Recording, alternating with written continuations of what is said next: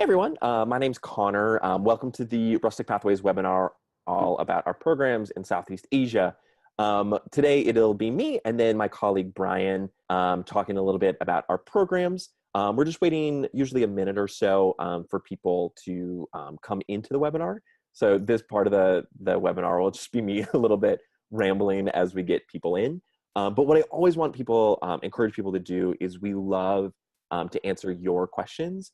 So we're definitely going to go over an overview about Rustic Pathways and then specifically talk about some of our programming content in Southeast Asia. If at any time you have any questions, definitely ask them. We'll take them either throughout the webinar or towards the end if they're really good, like general questions. So you'll see at the bottom of your screen, there should be something that just says Q&A. Definitely feel free at any time, just click on that and type in any of your questions. I'll either respond back to you just while Bryan's talking about some of the Southeast Asia programming, or at the end of the webinar, I'll toss those questions towards Bryan so we can get all of those answered for you. So anytime, use that Q&A link. We're always happy to answer it. It's been a minute or so. We'll get started and we'll just roll through. If more people come in, awesome. Let me share my screen here.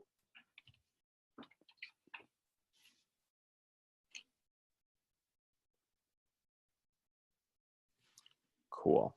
So like I said, welcome to the Rustic Pathways webinar, all about Southeast Asia. My name is Connor.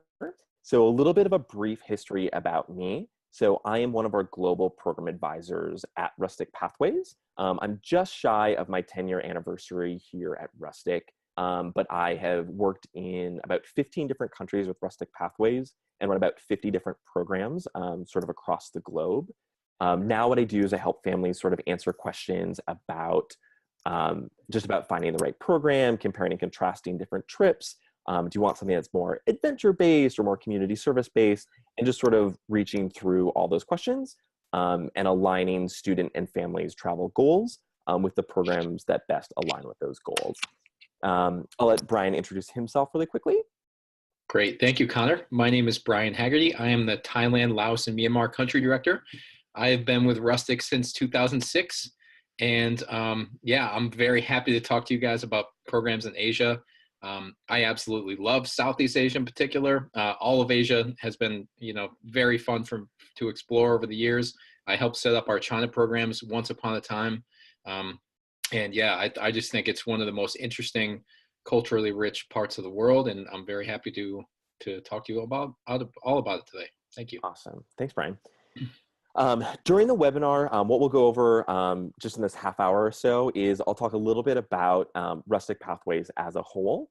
We'll just quickly go over the programs where we run trips in Southeast Asia, and then we'll get into some of like more like meat and bones of the content, and we'll ask some questions to Bryan about all of our programs in Asia, and then we'll go over some quick logistics questions about how to enroll. We've got a discount happening right now, so we'll talk a little bit about that. And then, like I said, at the very end, we'll take any questions that y'all have. If you're new coming in now, you can use that Q&A section at the bottom of your screen. Throw a question in there whenever, and then we'll take it towards the end of the webinar. So Rustic Pathways, as an organization, we really see ourselves as the intersection between education, travel, and philanthropy. So usually people find us because they're really excited to travel the world, explore a new culture. They just want to see something different from where they grew up. Awesome. We love sort of igniting that sort of travel bug within students and sort of getting them excited to talk with other people and cultures around the world. We're really big advocates at Rustic, as it's not just a teen tour, right? So you're not just going to get on a bus with 50 other people and go see the Eiffel Tower and the Louvre, or just go sit on a beach for 10 days straight. We really want to give students an education while they're traveling, and we want them to sort of understand what it might be like to live in a rural community or village, or we want them to learn a little bit about gender equality issues in Peru, or we want them to learn about access to education in Cambodia or Thailand. We really want to delve into some of these issues that occur in country. We want to talk to you about that country politically and socially, and just get people excited about learning about things in the world. And then beyond just having that sort of positive impact on students, philanthropy is a huge part of Rustic Pathways. So when we do a community service program, so it's about 70% of our programming content has some kind of volunteer or community service element to it. We want to make sure that we're actually having a positive impact in those communities that we're serving. So we don't want to just paint the same classroom wall year after year, which isn't necessarily doing anything great for that community.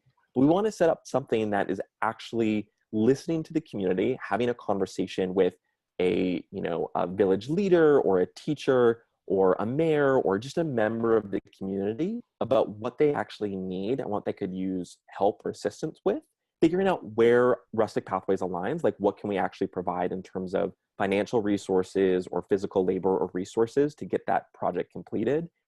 And then what are we doing after we leave that program to make sure that the community still has the community center that's up and running even after we leave, or when we get water access to a community, that those pipes remain flowing with water 10 years after we leave. So we're really big advocates of making sort of these projects sustainable, both for the student on an educational perspective, and then with the communities from a philanthropic perspective as well. Moving more specifically to Southeast Asia, these are all the programs where we run programs. So you can see it's pretty varied. So everything from the rural steppes of Mongolia to a little bit more environmental conservation projects in China, if you're working with pandas.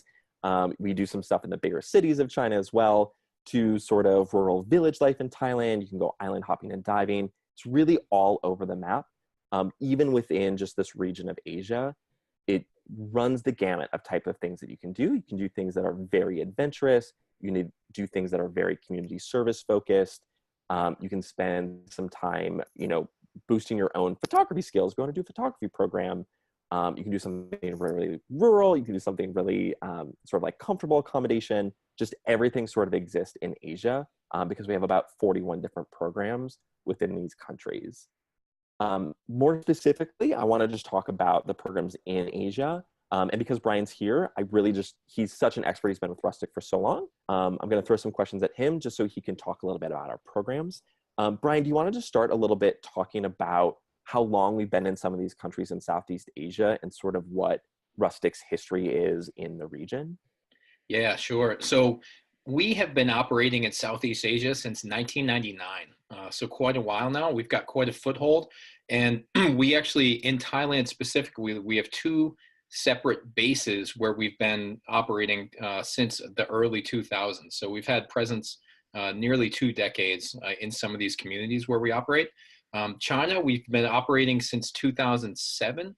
Mongolia, I believe, since 2008. So all of Southeast Asia, from right around 2000, and then just a little bit later, we got into China, Mongolia. So very exciting stuff.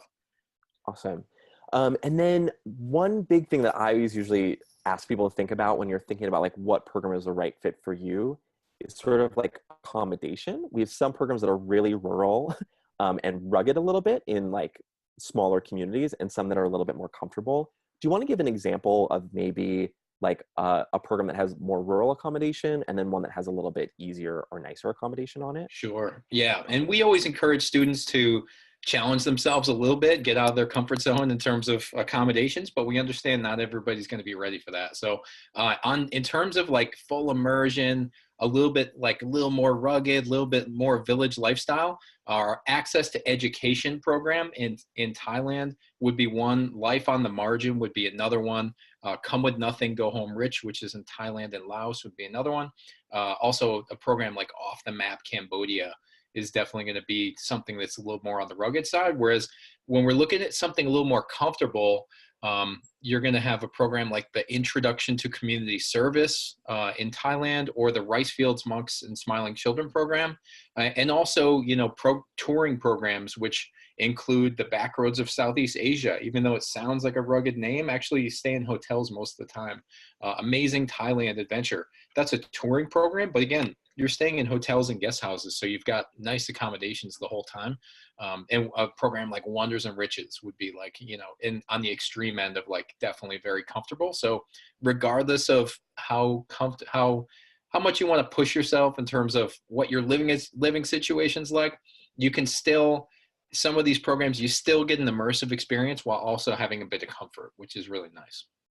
On something like Off the Map Cambodia or like Come With Nothing, can you give an example of what it looks like when we say like it's a little bit more like rural or rugged? Like what does that Absolutely. look like to Yeah. that And student? so homestay is a very loosely used term. It can be a whole bunch of things. What it means for us is that we are just staying in houses in a village, but it's never a single student staying with a family. It's usually like a group of students, 3, 4, 5, 6 students, all boys or girls, staying with one in one common room for one with one family.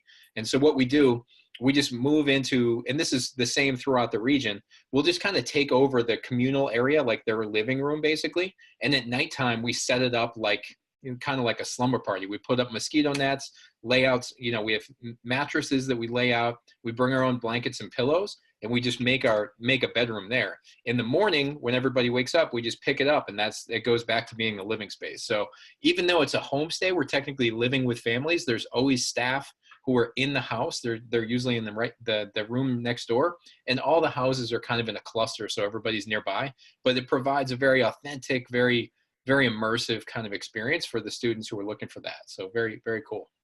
And then for something like a homestay, like I have run a lot of programs. I love anything that has that kind of element to it. Do you want to talk a little bit about like how do we identify those families? Like how do we know that they're like safe to travel, or how do we know who these people are in these communities? Yeah, good question. So we work with, firstly, to identify the villages where we work. We work with NGO partners and also with local government officials who will suggest us. They'll tell us villages that are in need, and we'll establish long-term partnerships with these places. And these are kind of ideally situated, healthy villages that are eager to have help, and they don't have any sorts of social issues going on.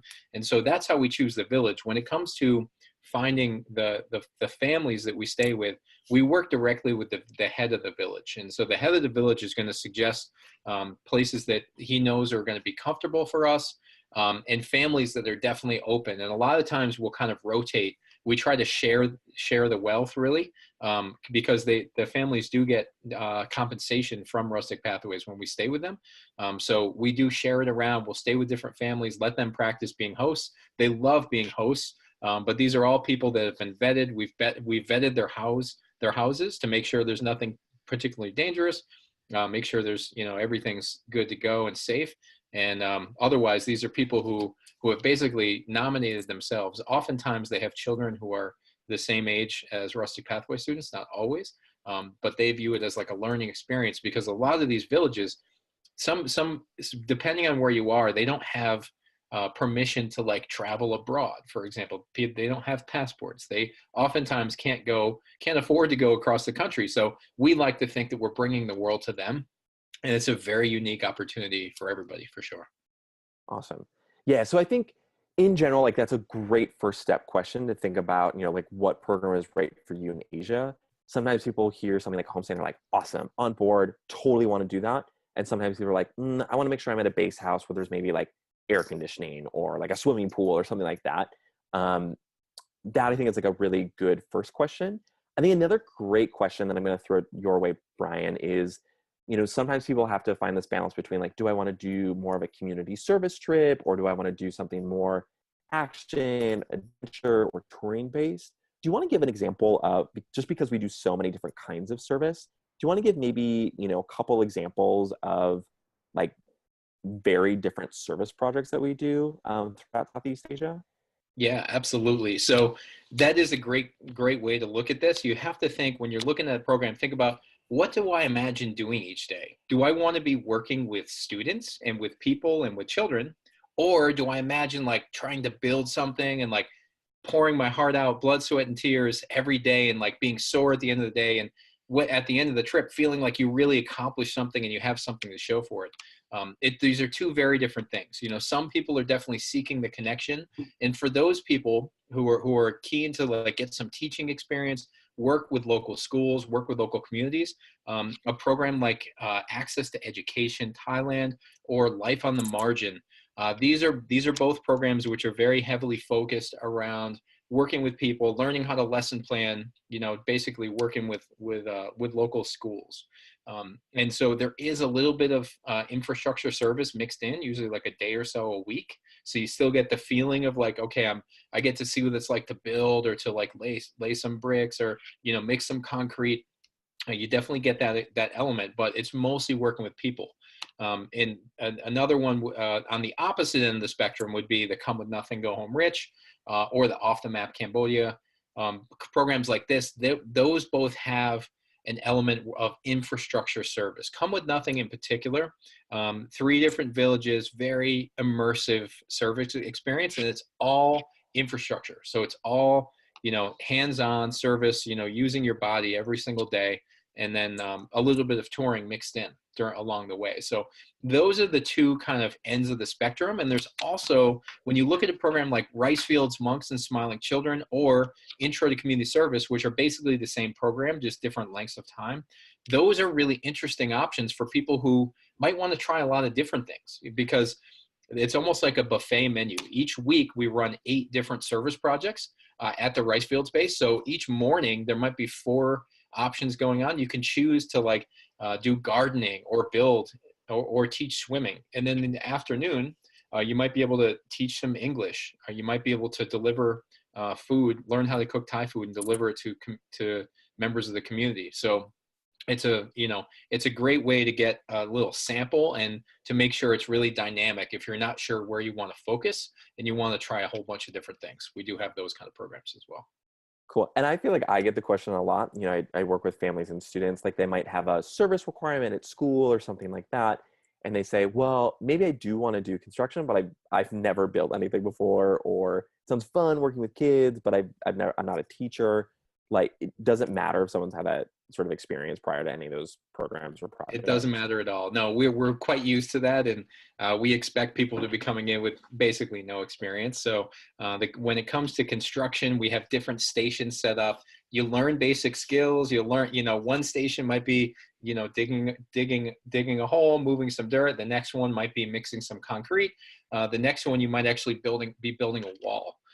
All at the same site. So even in the same day, you might be doing 3 different things, and it's very interesting. You might come home with some skills when it comes to building a garden or something. You might be like, hey, I can actually do that because I've had the practice now. We get that all the time. People coming away with those skills. In the same way, when it comes to our teaching programs, we spend the evening before learning exactly where this, firstly, which school we're going to, what grade it is, and what level they're at, and what generally they're studying. So once we have that picture, we're able to plug right into their lesson plans and help them with their vocabulary, design activities that are going to be fun and engaging. Because really the goal of this is to get the local students more confident in speaking English.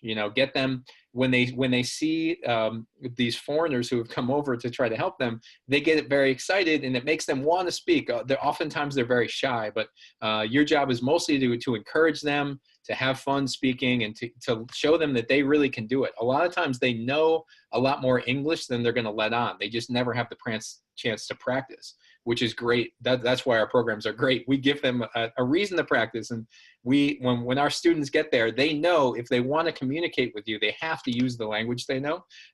So all the activities are designed as such, and it makes for a very fun environment, really. Awesome. Yeah, I love the community service of our projects. I think that's always the most sort of like best way to sort of like interact with the local community. That being said, I also love sort of the like adventure side of Rustic Pathways as well. Do you want to talk a little bit about like what a traveling or adventure program would look like? Sort of like contrasting that with some of the service trips? Yeah, absolutely. So we do have programs that are either a combination of service and adventure or sometimes all adventure. And so on those programs, they often feature, a bit for looking at a program like the Southeast Asia Adventure program, for example, which is extremely popular this year. That program combines you've got a bit of trekking. You get to explore a few caves. There's waterfalls. There's zip line experiences in southern Laos. There's snorkeling, and there's rock climbing, all within just a couple weeks. And that's going to about 4 different locations all throughout Southeast Asia. That's one example. Another example would be our island hopping and diving program, which happens in southern Thailand. That program, there's an intensive focus on diving. People who have never been diving before actually come away with their PADI open water certification as part of the course fee, which is very cool. You get to go diving on the reefs of southern Thailand, which are absolutely beautiful.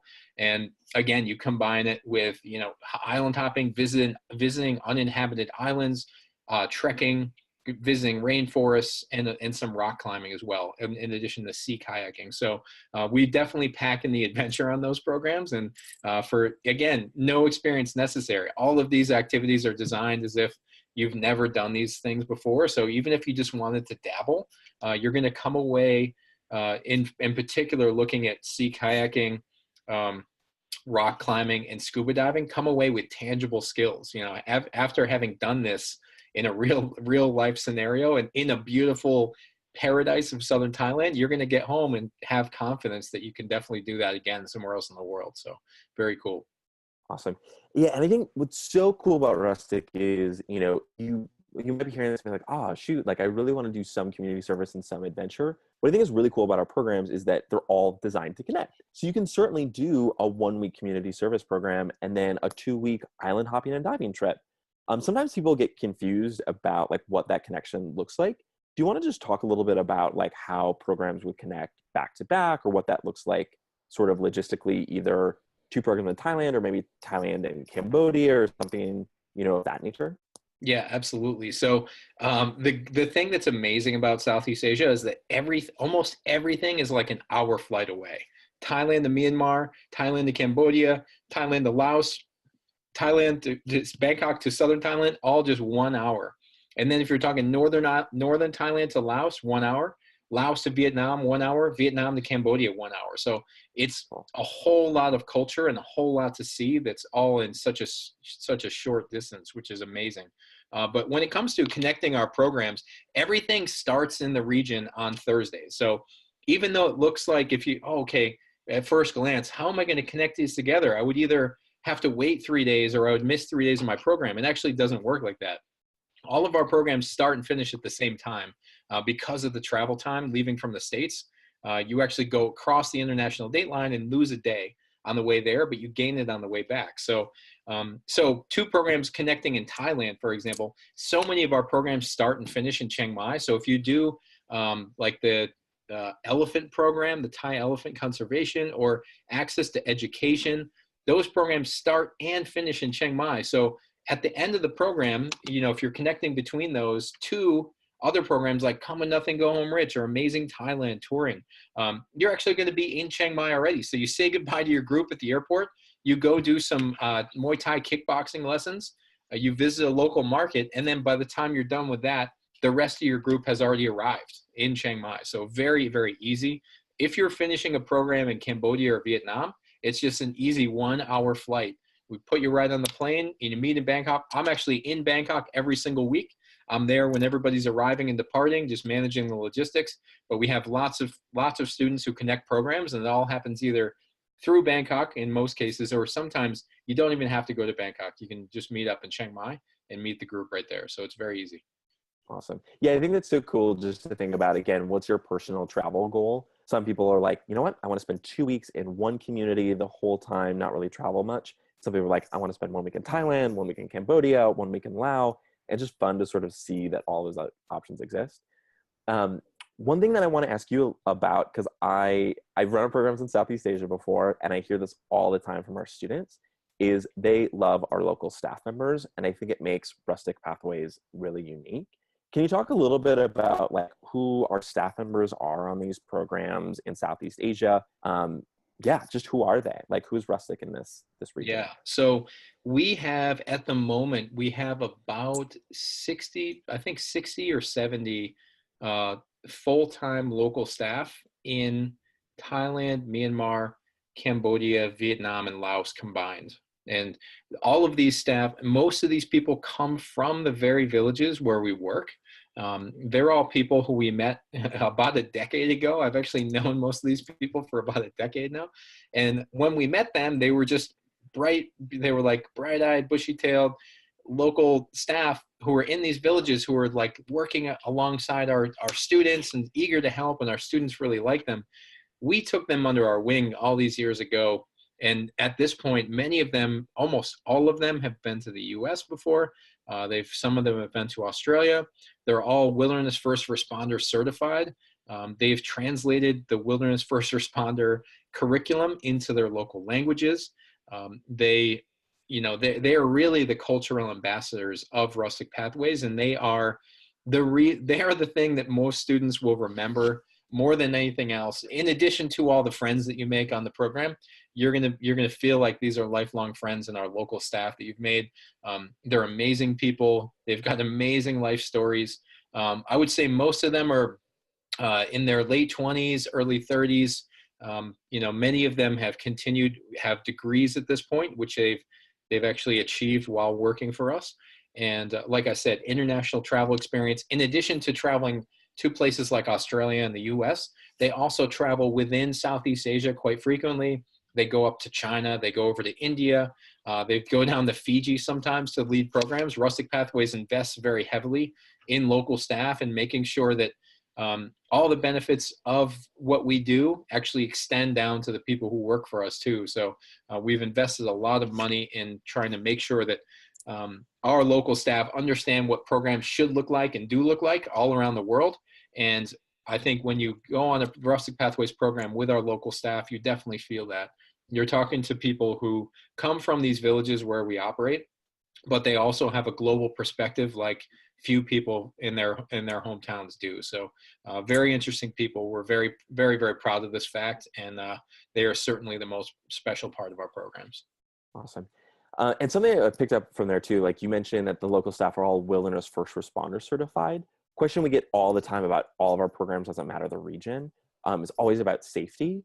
So when we talk about something like, oh, you're in a village in Laos, or you're, doing a waterfall hike, like what do we do to make sure that our programs are safe for our students, like even in some of these like more rural environments? Yeah, of course. So we have very extensive risk management plans that include for every single program that we run. They focus on every single activity. We have activity standards for every single thing we do. And those documents and that training reaches the ground on every program that we run as far as every activity. In addition to that, every single location that we visit, we've already done the research and documented possible dangers. And so this is all part of the pre-trip training that all of our program leaders get.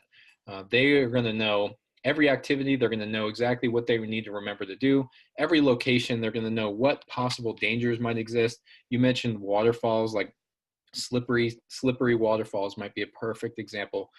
If we're visiting slippery waterfalls, everybody's warned. If shoes are necessary, they're always going to make sure that shoes are being worn. So on the program, we have the risk management plans. That's the very first level. We also have our country management team and our program leaders, all of whom are wilderness first responder certified. And it's kind of like the industry standard for any sort of, if you're talking about a rock climbing instructor, ski instructor, backpacking, outward bound backpacking trip leader, this is the certification that they're going to have. And Rustic Pathways is invested in basically all of our full-time operations staff to stay current with this certification, which is really, really good to know. It's basically learning how to triage and take care of very serious medical situations in a wilderness context away from any help. Very seldom are we actually in that context. We're usually within, just a couple hours of a hospital at the farthest, but it's just very good to know if any situations arise that you're surrounded by people who are prepared. Another level is International SOS. Rustic Pathways is a client of International SOS, and they are, as far as we're concerned, the industry leader in evacuation services and also in risk management, basically information and advice. So at any point, anybody who's a client of Rustic Pathways can call them 24/7. They have offices all around the world. And anytime we're dealing with a serious medical situation, we have them at our side. A lot of our decision making is done in conjunction with their physicians who are on the phone and available 24/7. And it's a fantastic resource.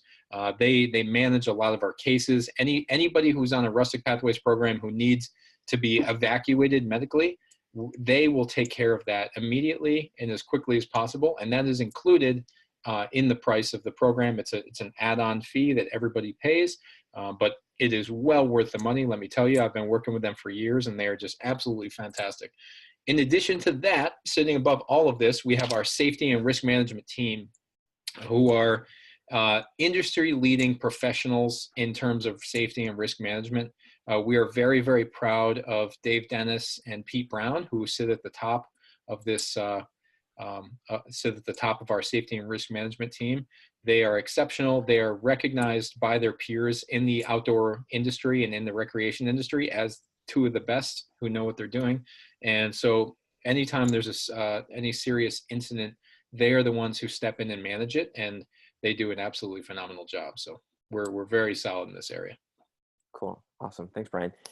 Last question I want to throw your way is, about 80% of our students come from the United States, about 20% from other countries.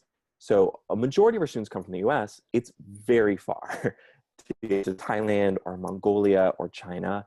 Is this right for first-time travelers? Should I have traveled a couple years before I get to Thailand? What would you say is your perspective? Is it right for some, not for others, in terms of the students that should come to Southeast Asia? Sure. So I think we're uniquely positioned to accommodate every kind of traveler in Thailand.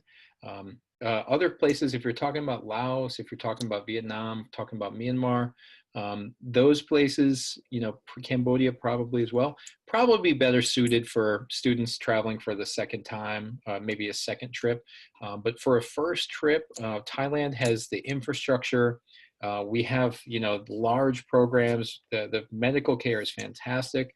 We have programs that are geared toward younger students, lots of activities that are geared toward younger students. And Thailand generally, as a destination, is so welcoming, friendly, and easy that it's almost like a no-brainer. It's a great place, even though it's quite far away. It's actually a great place for first-time travelers. And I would say for anybody who's considering just an 11-day program, you should definitely consider a second program, which would make it 18 days. If you choose either an 18-day program or two different 11-day programs, that's actually going to be a total of 18 days. Because once you've done the flight over there, the cost and the fact that you've already done your jet lag, you've already gotten over your jet lag, you're not going to want to go home after just a week on the ground. So I would highly recommend just considering adding a second week. If there is anybody out there who's considering signing up for an 11-day program and looking at possibly an add-on week, I could definitely talk to you about that and talk to you about the benefits of doing that. Otherwise, I can basically guarantee that you will arrive over there on day number 2. You'll be having the time of your life, and you'll call your parents and say, Mom and Dad, I definitely don't want to go home, or I don't want to go home in 5 days. I want to stay. I'm the one who deals with those situations every single week. Usually, between 6 and 10 students every single week are trying to extend, but unfortunately, the seats are often sold out by that time, and it's quite difficult to make the add-ons happen. We do what we can to make that happen, but it's often quite difficult. So think about adding that second program. Awesome. Cool. That's actually a perfect transition. The next slide is just how to enroll. So I just want to be mindful of time for a second. So if y'all are thinking about, signing up for a program through Rustic Pathways or specifically Southeast Asia, I just want to show you really quickly on the website. So this is the main website. Once it loads up, just rusticpathways.com. From the website, when it takes you to the main page, you'll see in this upper right-hand corner a little menu button. If you just click on that, it'll open up this big tab. So you can see that we've divided it up by regions of the world and then by countries. So let's say, oh my gosh, Brian talked to me all about Thailand. I am really excited for Intro to Community Service in Thailand. Once you click on Thailand, that'll bring up all of our programs that exist here in Thailand. This is where you're going to be able to read more about the individual itineraries, the departure dates, the prices, frequently asked questions, you can get a packing list, all of that kind of stuff. But once you click into a program, so like I said, let's take this one, Intro to Community Service in Thailand. This is where you'll find the information on that individual program. You'll also start to see the departure dates for that trip. So if you are ready to enroll, you're like, I know I want to do the June 11th departure date for Intro to Community Service. Awesome. You just click this Enroll Now button. It takes you about 15 minutes maybe to fill out that application. If you are like, you know what, Bryan provided such great information, we're really excited about this, but I just want to give the office a call. I want to talk it over with a family, our family members, get some questions answered. We also have this feature on our website now called Save Your Spot. So you can click on that. It takes 30 seconds to fill out the application, and it'll hold your spot on that particular program for 72 hours.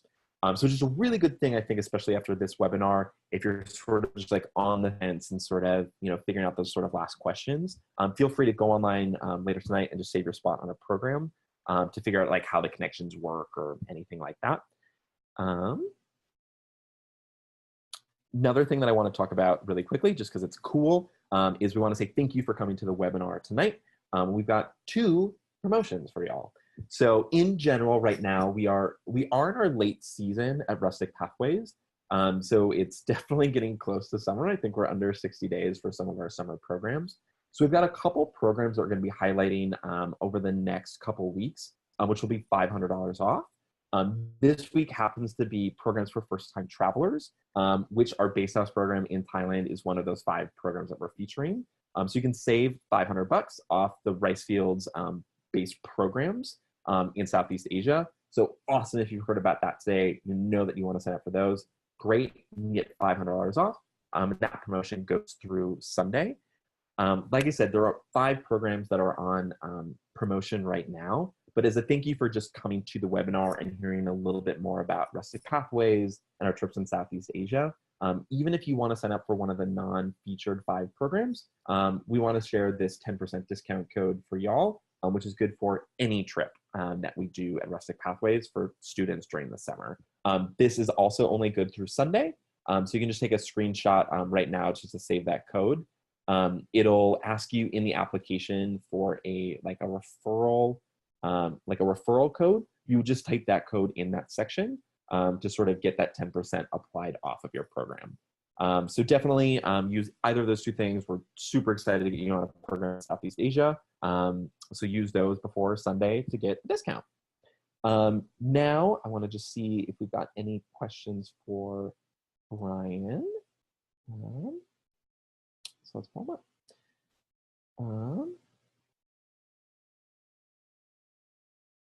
Cool. Yeah. So this is a question just about safety, which I love. So just talking about a friend who was at camp and they heard about like the Thai government stopping certain NGOs from going into refugee camp. I'm not sure exactly what camp, but I'm assuming refugee camps. But sort of like, what do we do in a situation where there could be the government involved or it just something pops up while we're there during the summer? I know we talked about safety and risk management plans, but how do you sort of tackle something like that would occur on the ground, Bryan?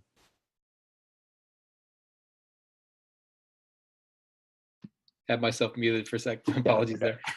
So about the Mela Mo Luang camp, actually just as of about a month ago, they did stop allowing overnight visitors to the camp. And instead of staying in the actual camp, we will now be staying just a half hour outside of the camp. So it's actually a village that looks very, very similar to the camp itself. And we will still be in the camp all day. So we'll be in the camp each day. And this is only for the Life on the Margin program, mind you. But the Life on the Margin program will be working in the camp for 3 days, just as planned. We'll be in the camp from about 9:30 in the morning until about 5 p.m. at night, working with the same group of people. But yeah, that's right, that we will not be able to stay inside the camp. It's just a minor detail, really, because it's just up the road. And it is in the Karen village that, like I said, it looks very similar to the camp. And it's a place where we've actually done work before, the village where we're going to be staying. They've received a lot less attention than the people in the camp, just because that's how life is. Because they're not in the camp, they're not technically refugees, but they are living in Thailand without identification. So they're basically in a similar kind of situation to the refugees. So the program slightly changed, but the accommodations are very similar, and we'll be doing exactly the same work. So good question. That's good information. And yeah, appreciate that. Cool. It looks like all the questions in our Q&A section, so answered everyone's questions as you're going through this. Definitely encourage people, if you have anything else, this is our main contact information. Always feel free to give us a call, shoot us an email. We're always happy to answer any of those questions about specific programs. But Bryan, I just want to ask you before we sign off, is there anything else you want to highlight about any of our programs in Southeast Asia, or anything that we didn't talk about tonight that you think is really important, just considering this region? Well, I will just generally to talk about chaperone flights, our escorted group flights. This is also an excellent service that we offer. And the deadline for this is basically right around now. So if you are interested in making sure you solidify your spot on one of our escorted group flights, you'll definitely want to enroll fairly soon. But we have gateway airports in New York, Houston, and LA, depending on the departure date. So very well spread across the country. And in these situations, all students, all they need to do is report to the gateway airport, find their way to the Singapore Airways counter, unless we are flying with Cathay Pacific this year out of LAX. Find your way to the airline counter, and that's where the Rustic Pathway staff and all the students will be waiting. From that time, we've got name lists. We have flight leaders, most of whom are teachers, guidance counselors, former Rustic Pathways employees, who actually escort the flight all the way over to Thailand until they see me in the Bangkok airport. I take all the students, make sure they know where to go, and make sure we put them with our other staff to fly internally. So it's a huge thing. It's a very, it's especially for first-time travelers and young travelers, it's really nice to know that you'll basically be accompanied from the Gateway Airport all the way through the program, finish the program, escorted all the way back to the Gateway Airport again. So it's really high-level service that we provide, and so that's something that we can't understate for sure. So that's one thing. Do you have anything to add about that, Colin? Yeah, it's a good point. So our guaranteed flight deadline actually just passed this last Sunday. And it's just a good note because our website does have live availability. So, when I pulled up that intro to community service, it would say limited availability or 4 spots left. That's based on like how many maximum students we can take on that program. As we pass the Sunday's flight guarantee deadline, what that means is anyone who wasn't ticketed on our group flight, we have to give back those seats that we're reserving back to the airlines. So the further we get from that date, just the more logistically difficult it comes, because that group flight might start to be sold out, or it might be difficult for us to get some internals. And certain countries, so I know this is about Southeast Asia, but like Peru, it's really difficult for us to get train tickets to Machu Picchu. As it gets closer to that date, those train tickets just might be sold out. So there might become some logistical roadblocks to signing up for a program, even though technically there still might be capacity. There might be a reason that precludes you from being able to join a trip somewhere in Rustic Pathways. So just the sooner you can sort of figure out like what program and what departure date works for you, the better, even if it looks like there's still 8 spots on the program, just to make sure you don't hit one of those roadblocks, which would mean you might not be able to join a trip to Machu Picchu or a trip to Cambodia that has a internal flight sold out or something of that nature. But it's a little bit different in South Asia. You have a lot of internal flights options, but we'll run into that in various countries around Rustic. So, yeah. But otherwise, I'd just like to thank you all. I know we went over by quite a bit here, but thank you all for hanging out with us, and let us know if you have any questions or need any more details. We'd be happy to see you in Asia this summer. Awesome. Thanks so much, Bryan, and thank you so much for everyone attending. If you need anything, just let us know. Otherwise, hopefully we'll see you this summer. Bye, everyone. All right. Take care.